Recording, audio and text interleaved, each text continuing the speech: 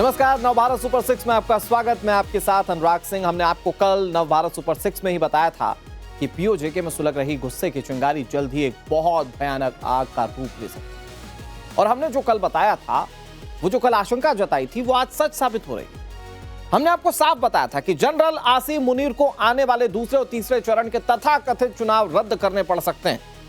देखिए, कल ही बताया था और पीओजेके में जारी हिंसा उसी तरफ इशारा कर रही है। रावलकोट से लेकर मीरपुर तक इस वक्त पूरा पीओजेके खून से लथपथ है। अपनी हकीकत छिपाने के लिए मानो इस वक्त वो छटपटा रहा हो। शहबाज शरीफ की सरकार और पाकिस्तानी रेंजर्स ने निहत्थे प्रदर्शनकारियों पर सीधे गोलियां बरसाई। कई बेगुनाह कश्मीरियों की मौत हो चुकी। दर्जनों लोग ऐसे हैं जो जिंदगी और मौत के बीच जंग लड़ रहे हैं। लेकिन इस्लामाबाद के हुक्मरान और रावलपिंडी के जनरल आसिम मुनीर के कान में तेल डालकर वो बैठे हुए। शहबाज शरीफ और जनरल मुनीर, सुन लें, जुल्म की लाठी से आप आवाम की आवाज को दबा नहीं सकते। आटा, बिजली और बुनियादी हक मांगने वालों पर गोलियां चलवाना ही क्या पाकिस्तान का लोकतंत्र है? जिस कश्मीर का राग अलापते पाकिस्तान नहीं थकता है, आज उसी कश्मीर के लोग पाकिस्तानी फौज के बूटों तले रौंदे जा रहे हैं। सवाल यह है कि आखिर कब तक बंदूक की नोक पर मुनीर और शहबाज अपनी सत्ता बचा पाएंगे? क्या इस कत्लेआम के बाद पीओजेके में चुनाव कराने की हिम्मत मुनीर जुटा पाए? आज नवभारत सुपर 6 में पाकिस्तान के इस खूनी चेहरे को हम आपके सामने रखने जा रहे हैं। पाकिस्तान अधिकृत कश्मीर में कल विधानसभा चुनाव के पहले चरण का मतदान था। जॉइंट आवामी एक्शन कमेटी ने इस चुनाव के बहिष्कार के साथ मुजफ्फराबाद मार्च का ऐलान किया था। इस बात की भी पूरी आशंका थी कि इस मार्च पर मुनीर की सेना क्रैकडाउन करेगी। कल शाम से लेकर अब तक पीओजेके में प्रदर्शनकारियों पर फायरिंग और शेलिंग लगातार जारी। आप पीओजेके के मीरपुर का हाल जरा देखिए। ये जो इस वक्त टीवी स्क्रीन पर देख रहे हैं, ये पीओजेके का मीरपुर है। प्रदर्शनकारियों पर कैसे बहुत करीब से गोलियां मारी जा रही हैं, क्योंकि बहुत करीब से गोली मारने का नुकसान ये होता है कि यहां अगर इंसान को गोली लग जाए तो जान बचने की गुंजाइश बहुत कम होती है, और ऐसा मुनीर की सेना कर रही है। अब आपको एक और तस्वीर दिखाते हैं। पाकिस्तानी रेंजर्स की फायरिंग में मारे गए लोगों के शव और कुछ घायल सड़क पर पड़े हुए आपको नजर आएंगे। रेंजर्स घायलों को घसीटकर गाड़ियों में कैसे डाल रहे हैं, आपको इन तस्वीरों में दिखेगा। मतलब पहले निहत्थे लोगों को गोली मारो, फिर उन घायलों के साथ बर्बरता करो। ये पाकिस्तानी रेंजर्स या पाकिस्तानी सेना की रवायत है, और ये एक बार फिर से इन तस्वीरों में साफ तौर पर आप देख सकते हैं। आपको पीओजेके के मीरपुर का एक और वीडियो दिखाने जा रहे हैं।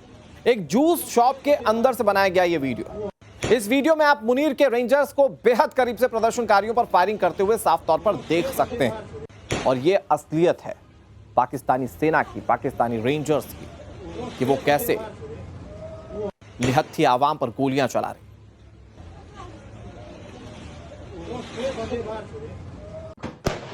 अब आपको पीओजेके के रावलकोट का हाल दिखाते हैं। यहां मुनीर की जालिम सेना ने निहत्थे प्रदर्शनकारियों पर जुल्म की इंतहा पार कर दी। रावलकोट में गोलीबारी के बावजूद हजारों लोगों ने चिनार चौक पर अपना विरोध प्रदर्शन जारी रखा और वहां से हटने से इनकार कर दिया। प्रदर्शनकारी लगातार पाकिस्तानी सरकार के खिलाफ नारेबाजी कर रहे हैं। एम्बियंस के साथ जरा आपकी तस्वीरें। जॉइंट आवामी एक्शन कमेटी के समर्थकों का आरोप है कि रावलकोट में पाकिस्तानी सुरक्षा बलों ने प्रदर्शनकारियों पर अंधाधुंध गोलीबारी की है। बीते 24 घंटे में 26 लोगों की जान चली गई। पीओजेके में जारी प्रदर्शन में बीते 50 दिनों में 95 लोग, यानी कि तकरीबन 100 लोग अपनी जान गंवा चुके हैं, और यह मात्र पिछले 50 दिनों का आंकड़ा है। मुनीर की सेना पूरी बर्बरता पर उतारू है, जिसकी तस्वीरें आप कई बार देख चुके हैं, और यह ताजा तस्वीर पहले चरण के चुनाव के दौरान की सामने आई है। पीओजेके में एक तरफ पाकिस्तानी फौज का जुल्म सितम है, दूसरी तरफ वहां के स्थानीय लोगों का हौसला। पीओजेके की आवाम प्रदर्शन से पीछे हटने से इनकार कर एक के बाद एक कई मोर्चों पर फतह करते हुए लाखों लोगों की भीड़ मुजफ्फराबाद की ओर बढ़ रही है। प्रदर्शनकारी लाउडस्पीकर से ऐलान करते हुए पाकिस्तानी सैनिकों को सीधी चेतावनी दे रहे हैं कि वो उनके रास्तों से हट जाएं। तो एक तरफ आपने पाकिस्तानी सेना का रुख देखा, वो बर्बरता पर उतारू है, वो आम लोगों की जिंदगी खत्म कर रहे हैं। दूसरी तरफ लोगों का हौसला आपने देखा, वो पीछे हटने को तैयार नहीं। तो सवाल ये खड़ा होता है कि पीओजेके में अगले कुछ घंटों में होने क्या वाला है? आखिर जनरल मुनीर और शहबाज शरीफ ने मिलकर कैसे इस खूबसूरत वादी को खून से लाल कर दिया? बीते 24 घंटे का वो खौफनाक सच और आने वाले दिनों की डराने वाली तस्वीर मैं आपको 4 बड़े पॉइंटर्स के जरिए समझाने जा रहा हूं। बीते 24 घंटे में पीओजेके के रावल, मीरपुर, मुजफ्फराबाद, ये वो इलाके हैं जहां पर जनता का गुस्सा सड़क पर नजर आया। आवाम बुनियादी हक और चुनावी धांधली के खिलाफ सड़कों पर उतर गई थी, लेकिन शहबाज शरीफ की सरकार के इशारे पर पाकिस्तानी रेंजर्स ने निहत्थे प्रदर्शनकारियों पर सीधे गोलियां बरसाई। दर्जनों बेगुनाह कश्मीरियों की इसमें मौत हो चुकी है। कल ही पीओजेके में तथाकथित विधानसभा चुनाव के पहले चरण की वोटिंग हुई, जो पूरी तरह से खून से रंग गई थी। शहबाज की पार्टी पीएमएलएन और पीपीपी के कार्यकर्ताओं के बीच हिंसक झड़पों की तस्वीरें सामने आई। बैलेट बॉक्स फूंक दिए गए, खुलेआम पोलिंग बूथ लूटे गए। जनरल आसिम मुनीर की फौज ने अपनी पसंद की कठपुतली सरकार चुनने के लिए वोटों की जबरदस्त हेराफेरी की, जिसने आग में घी डालने का काम किया, जिससे लोग और भड़क उठे। नवभारत सुपर 6 में हमारा दावा जो हमने कल किया था वो सही साबित होता हुआ दिख रहा है कि जनता के भारी आक्रोश और विरोध और सुलगते हालातों को देखते हुए रावलकोट और सुधनोती जैसे इलाकों में चुनाव को 10 अगस्त तक टालना पड़ सकता है, और टालना पड़ा भी। मुनीर का यह डर साफ दिखाता है कि आने वाले दूसरे और तीसरे चरण के चुनाव पूरी तरह से रद्द या स्थगित करने पड़ सकते हैं, क्योंकि पूरी घाटी में अब पाकिस्तानी हुकूमत के खिलाफ आंदोलन छिड़ चुका है। अपनी बर्बरता को छुपाने के लिए शहबाज मुनीर की जोड़ी ने पूरे पीओजेके में इंटरनेट और मोबाइल सेवाओं को बंद कर दिया। विदेशी या स्वतंत्र मीडिया को वहां जाने की इजाजत है ही नहीं, ताकि रेंजर्स के जुल्मों सितम और उनकी तस्वीरें बाहर ना आ सके।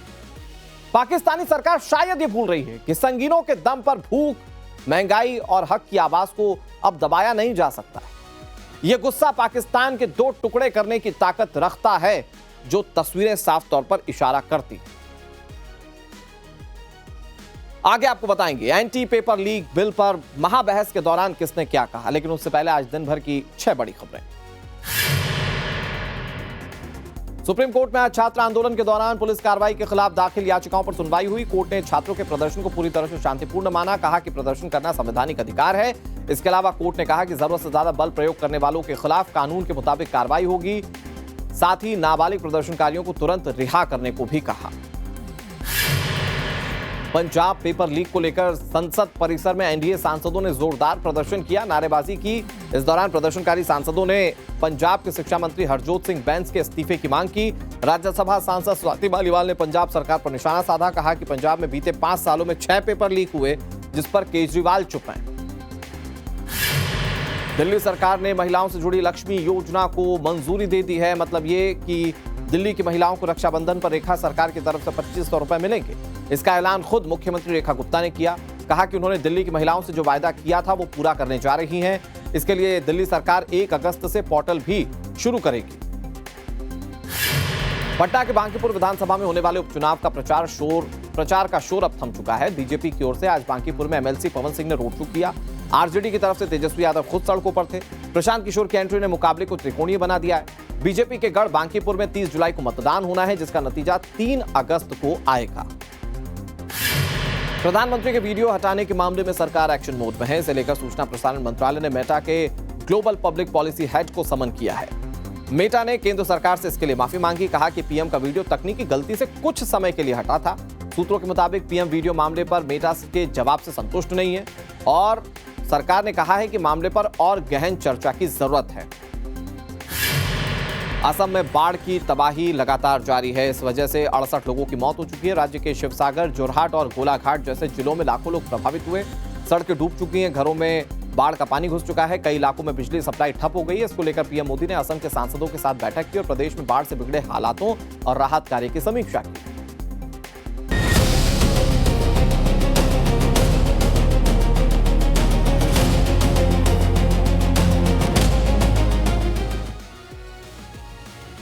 नवभारत सुपर 6 में अब बात अगली स्टोरी की करते हैं। देश के करोड़ों छात्रों के भविष्य से जुड़े सबसे बड़े मुद्दे पर आज संसद के अंदर संग्राम छिड़ा हुआ है। संसद में NEET anti paper leak bill पर महाबहस चल रही। सत्ता पक्ष और विपक्ष के बीच तीखे शब्द बाण छोड़े जा रहे हैं। एक तरफ सरकार के मंत्री जितेंद्र सिंह और बांसुरी स्वराज कड़े कानून का हवाला देकर कह रहे हैं कि परीक्षा माफियाओं का अंत तय। दूसरी तरफ विपक्ष से गौरव गोगोई, प्रियंका गांधी, अखिलेश यादव ने सरकार को सीधे कटघरे में खड़ा कर दिया।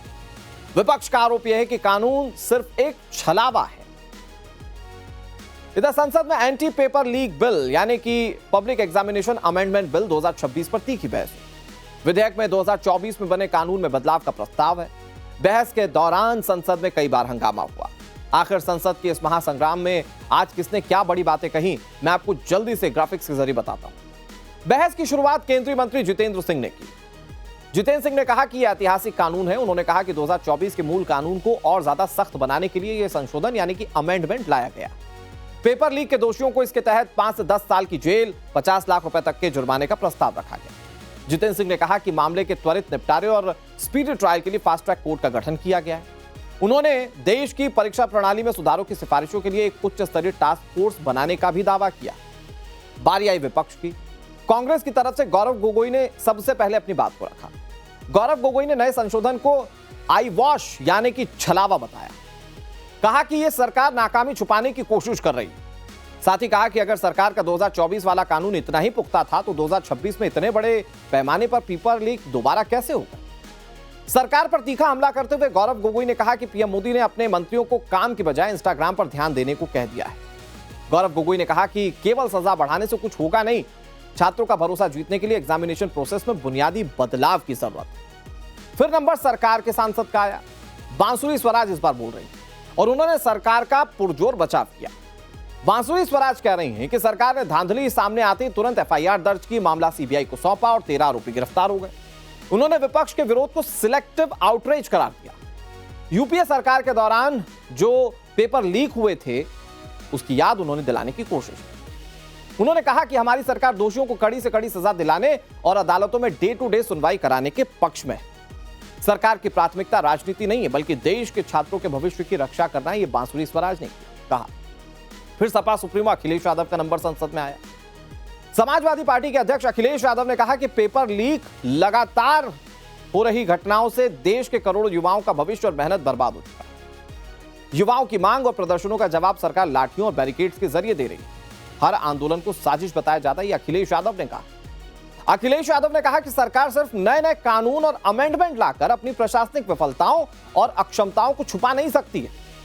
अखिलेश ने कहा कि सख्त कानून के दावों के बावजूद परीक्षा माफियाओं पर लगाम लगाने में सिस्टम पूरी तरह से फेल साबित हुआ। कांग्रेस की तरफ से प्रियंका गांधी भी बोली। उन्होंने सरकार पर कई गंभीर आरोप लगाए। प्रियंका गांधी ने कहा कि परेशान बच्चों की मांग थी कि पेपर लीक करके उनके साथ जो अन्याय हुआ है ऐसे माफियाओं पर कार्रवाई हो और मंत्री जी इस्तीफा दे दें।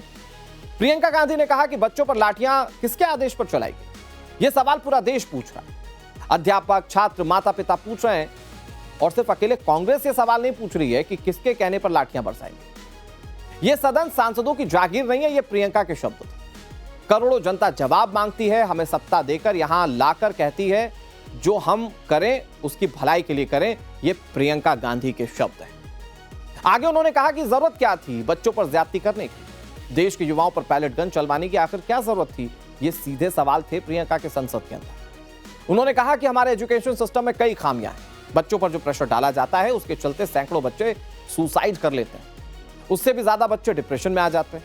परिवारों पर बच्चों को पढ़ाने के लिए दबाव होता है, लोन लेना पड़ता है, सामान बेचना पड़ता है। लेकिन सरकार पर निशाना साधते हुए प्रियंका गांधी ने कहा कि सरकार बच्चों के लिए कोई ठोस कदम अब तक नहीं उठा पा रही।